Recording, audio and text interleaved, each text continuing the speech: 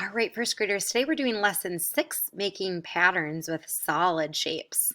So for this one, we're going to use our solid shapes that we've been learning and doing patterns just like we did yesterday.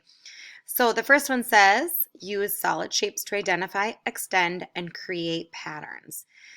These are more repeating patterns. So here we have a change in size. So we have a little rectangular prism, a big rectangular prism, a little rectangular prism, big, little, big. Remember, we call this pattern an A-B pattern because there's two things that are changing and then it repeats. So first the A, then the B, then the A, then the B. The next one, we have a change in color. So we have cones for all of them, but it goes orange cone, green cone, orange cone, green cone.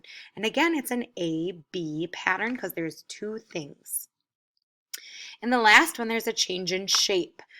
This one, there's three things that change. So we call this one an A-B-C pattern. And then it repeats again. A, B, C. So for here, our pattern is cylinder, cone, rectangular prism. Cylinder, cone, rectangular prism. So let's practice a couple. All right, so here we have little cube, big cube, little cube, big cube. What would go next, everybody? You are correct, little cube. Next one, we have a change in color. So we have a blue cylinder, orange, blue, orange. You got it, blue. And the last one, we have a change in shape again, but another A-B pattern.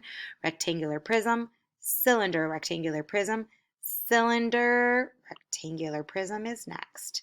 Nice job. All right, today you're going to work on pages 123 to 126 in your workbook. And then take pictures of those and upload them to Seesaw. Have fun.